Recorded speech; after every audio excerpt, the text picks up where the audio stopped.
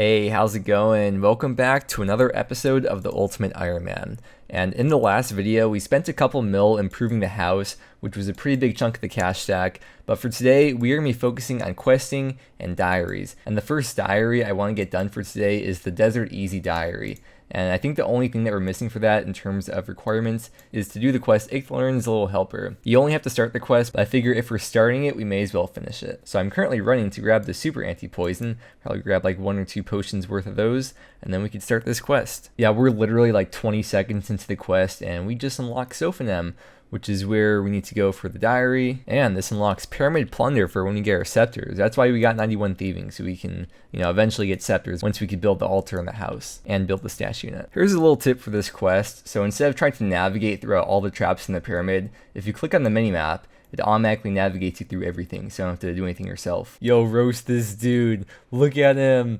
Boy. Okay, and the quest is done. We get the Cat Speak Amulet, which we can get back anytime, so I'm going to drop that. We have access to Sophanem now, and we can now use the carpet ride to get to Sophanem. Transportation. This is also kind of like a starting requirement quest for a bunch of other quests, and for the Desert Diary, which we're about to do right now. We haven't done too many tasks in this diary, but it's just gonna be a lot of collecting the items first. So we'll just go get all the items. But first, we're gonna go through our Pyramid Plunder here, get that task done, head over to the Agility Pyramid to get that medium diary task done, and then we'll just move on from there. Okay, well, getting this last gold chest was an elite diary, so that's out of the way for the future, even though we'll be coming back here a million times going for the scepter. Okay, well, I just found out apparently the task of going to the top of the Agility Pyramid doesn't count if you haven't spoken to Simon first. I don't think I'll ever do Agility Pyramid except for clue scrolls, because I think there's a hard clue that requires you to go to the top, and then for the task that we're doing right now, if I really need money that badly, I'd rather just go blackjacking. I don't think the agility XP you get from doing this method is that worth it. Oh wait, you have to climb the rocks again. Okay, never mind. Okay, alright, we got this task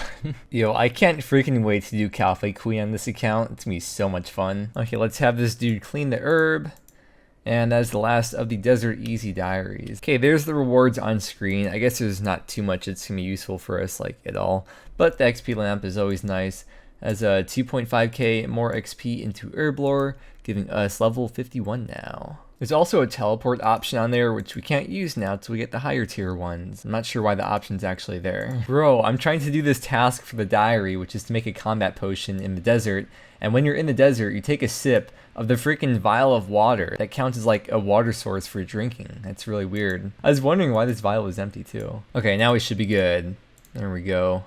Nice. Okay, next thing I want to do now is a very fun quest called Rat Catcher. So I'm going to get all the items that we need, because the Edgars' Little Helper quest was a requirement for Rat Catchers, as well as a bunch of other quests too, so that's why we're doing it now. I'll try to not let our Het Cat die during it. So I guess it's kind of like staying along the desert storyline, or the cat storyline or something, whatever you call it. We gotta have some kind of theme for each video, right? This will be the desert cat theme video, I guess. By the way, see the stray dog here in Varrock? If you let your cat out and the cat and the dog see each other, look at that, they start fighting. Wow, look at my strong pussy go. Come on, dude, you add weeds to a pot, and it's called Pot of Weeds, and then you have to light it. Alright, there's the end of the Rat Catcher's quest. We have access to all this stuff now, and we can now use the minigame teleport to the rat pits, and this is really helpful for early game Ironman, because you have all these different options and places you go to. Portsarim, Keldegrim, Varrock, Artie.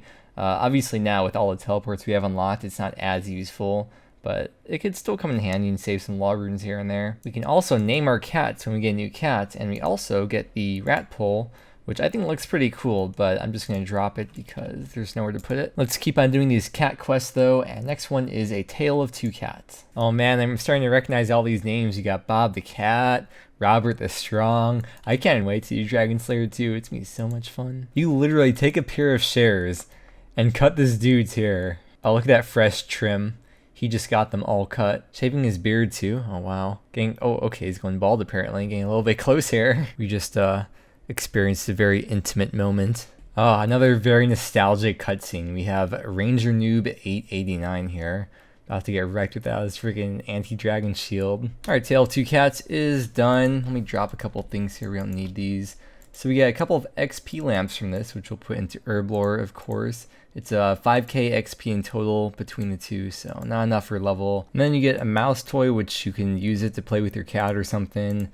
We have a nurse hat slash doctor's hat, which we can get back from the apothecary anytime. It's a very nice fashionscape. And let's move on to the next quest. I was looking at quests now, and I don't think there's any other cat quests we can do right now. But because we're in the troll area, I was looking at the troll quests, and I think we'll do Troll Stronghold next. When your dad finally comes home from milk and cigarettes feels good. Yo, speaking of Fremnik diaries, I've been wanting to do the Fremnik diary for a while. I've just been putting off the Fremnik trials for so long because there's a part in the quest where you have to have nothing in your inventory. I really want to do it, but I really don't.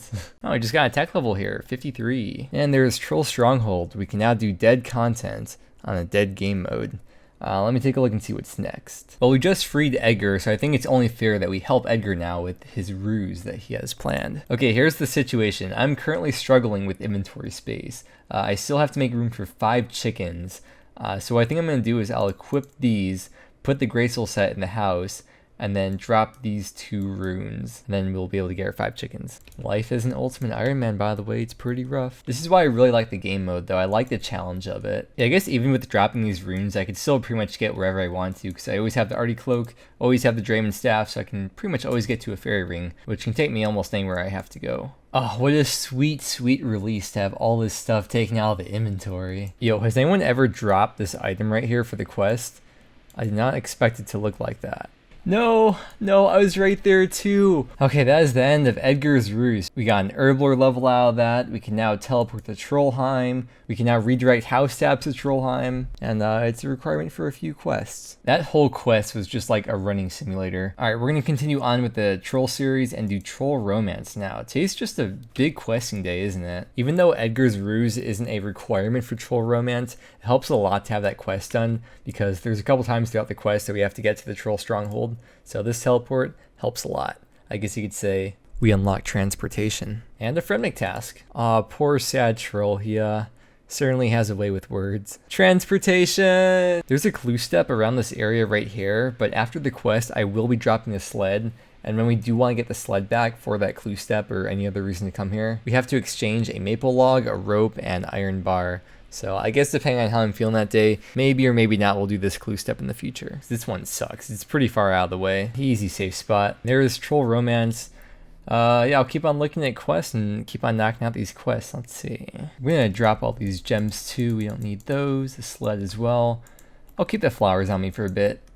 They're pretty. I want to do Spirits of the Elid next, but we're missing one requirement. We only have 34 out of 37 range. Well, hello there. Alright, so I'm just going to minigames teleport to Tithe Farm, and right next to here, the sand crabs are right up over here. Or down here as well. Wow, look at this loser, hasn't even done animal magnetism yet. Imagine unironically picking up stacks of steel arrows. Alright, there is 37. Let's get started with Spirits of the Elid now. Remember that bow I pointed out a while ago? We need it for the quest now. Really weird place to get it, but there's a hit points level. Hey, and going into this room is a medium task. All we gotta do now is use the statuette on the plinth here, and there's a prayer level. Quest is done. This altar is actually really cool, so if we pray at it, first off, that's a task, and second, it restores your hit points about 20% over its max, and it restores all of your run too. You know how after you finish studying or writing a paper or something, you close out like 15 tabs? That's how I feel dropping all these items from the quest. You know what time it is though. Yep, back at it again. If you have a medium clue from fishing, I had to gather all this stuff for the stash unit. Either way, it's good to have it for the future though. Oh, we got the casket. Okay, the medium, let's see it. Oh, it's so cool. Oh, we can't do anything with it though. Just the purple sweets alone are worth 23k. I guess we're just gonna drop them. They're pretty much just like energy potions. But I'll leave them on the ground for the woods to enjoy. And unfortunately, we are gonna be alching the body. It looks so cool. It hurts, but this is what I love about Ultimate. You gotta pick and choose. Even though I can't even do mediums close to efficiently yet, they're still very fun to do. And this should be the medium casket.